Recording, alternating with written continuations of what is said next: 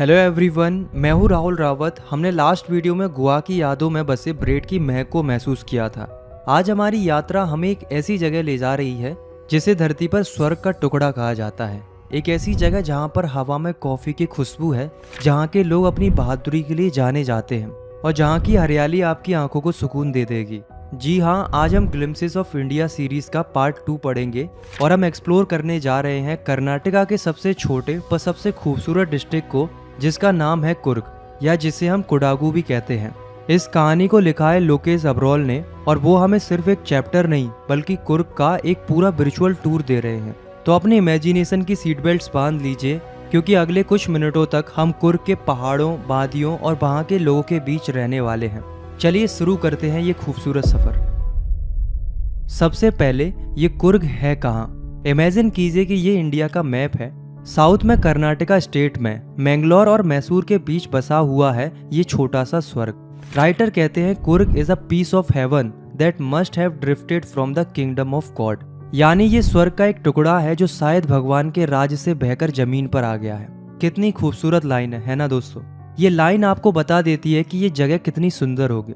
यहाँ दूर दूर तक फैले हुए गोल मटोल पहाड़ हैं। एक पहाड़ खत्म होता है तो दूसरा शुरू हो जाता है। और इन पहाड़ों पर क्या है? इन पहाड़ों पर है एवरग्रीन रेन फॉरेस्ट, ऐसे घने जंगल जो साल भर हरे भरे रहते हैं। और इन्हीं जंगलों के बीच बड़े बड़े कॉफी स्टेट्स हैं और कॉलोनियल बंगलास हैं, यानी कि कॉफी के बागान हैं और अंग्रेजों के जमाने के बने हुए सुंदर सुंदर घर हैं। कुर्ग इंडिया का कॉफी कंट्री कहलाता है। यहाँ की हवा में हमेशा ताजगी देने वाली कॉफी की महक घुली रहती है। अब आपके मन में एक सवाल आ रहा होगा कि अगर कुर्ग जाना है तो सबसे अच्छा टाइम कौन सा है? तो राइटर बताते हैं कि सबसे अच्छा मौसम है सितंबर से मार्च तक का। उन दिनों में मौसम परफेक्ट होता है, बारिश हो चुकी होती है, हवा में ताजी कॉफी की खुशबू होती है। मॉनसून में यहाँ बहुत तेज बारिश होती है, इतनी कि विजिटर्स दूर ही रहते हैं।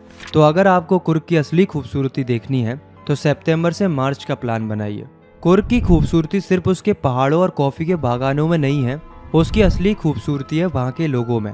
कुर्ग के लोगों को कुडाबस कहा जाता है और उन्हें फेयरली इंडिपेंडेंट पीपल कहा जाता है, यानी कि ऐसे लोग जिन्हें अपनी आज़ादी से बहुत प्यार है।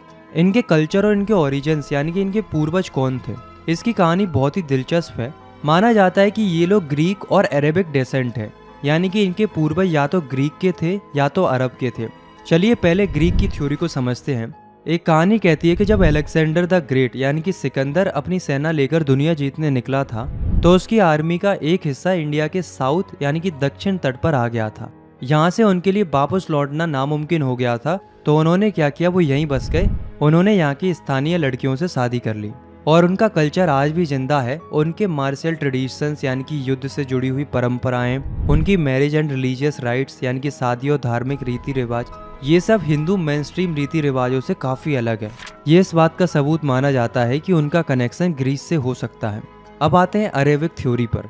ये थ्योरी उनके पहनावे पर बेस्ड है। कुडाबस एक लंबा काला कोट पहनते हैं जिस पर एक बहुत ही सुंदर कढ़ाई किया हुआ कमरबंद यानी कि वेस्ट बेल्ट होता है। इस पूरी ड्रेस को कुपिया कहते हैं। राइटर कहते हैं कि कुपिया बिल्कुल वैसा ही दिखता है जैसा अरब्स और कुर्द्स पहनते हैं, जिसे कुफिया कहते हैं। तो हो सकता है कि इनके पूर्वज अरब देश से आए हों। अब दोस्तों, इनके पूर्वज कहीं से भी आए हों, पर एक बात है जो आज भी कुर्ग के लोगों की पहचान है, वो है उनकी बहादुरी और उनकी मेहमान नवाजी। कुडाबस अपनी ट्रेडिशन ऑफ हॉस्पिटलिटी के लिए जाने जाते हैं। वो मेहमानों का स्वागत दिल खोलकर करते हैं और उन्हें अपने बातों और पिताओं की यानी कि बहादुरी के किस्से सुनाने में बहुत गर्व महसूस होता है। उनकी बहादुरी का सबसे बड़ा सबूत है the Coorg regiment of the Indian army. ये इंडियन आर्मी की सबसे डेकोरेटेड रेजिमेंट्स में से एक है।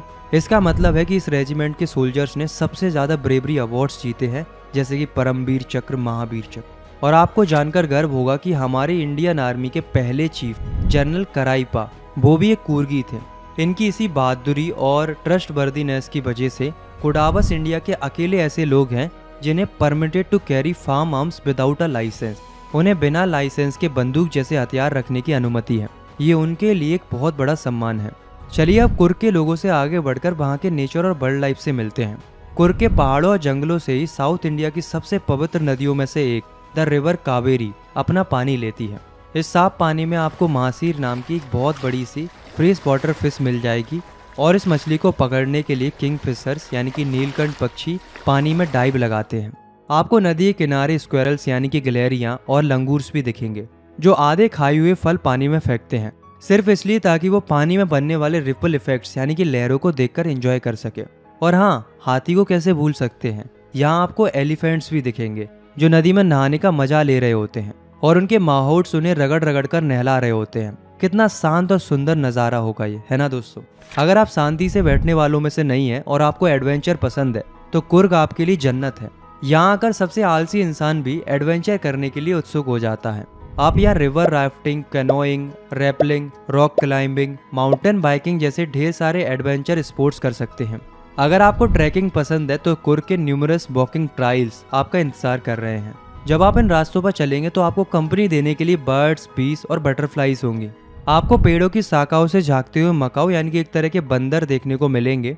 साथ में मालाबार स्क्वेरल्स, लंगूर्स और सिलेंडर लोरीज भी दिख जाएंगे। पर हाँ, राइटर एक वार्निंग भी देते हैं कि बेहतर है कि आप जंगली हाथियों से थोड़ा दूर ही रहें। अगर आपको पूरे कुर्ग का पैनोरामिक व्यू देखना है यानी कि 360 डिग्री विशाल नज़ारा देखना है तो आपको ब्रह्मगिरी हिल्स पर चढ़ना होगा। वहां से आपको कुर्ग का पूरा मिस्टी लैंडस्केप यानी कि कोहरे से ढका हुआ सुंदर नज़ारा दिखेगा। वहीं पास में एक रोप ब्रिज यानी कि रस्सी का पुल है जो आपको 64 एकड़ के निसरंगा धाम आइलैंड तक ले जाता है। और दोस्तों, कुर्ग में एक सरप्राइज है। यहाँ पास में ही है बाइलाकुप्पे, जो इंडिया की सबसे बड़ी तिब्बतन सेटलमेंट है।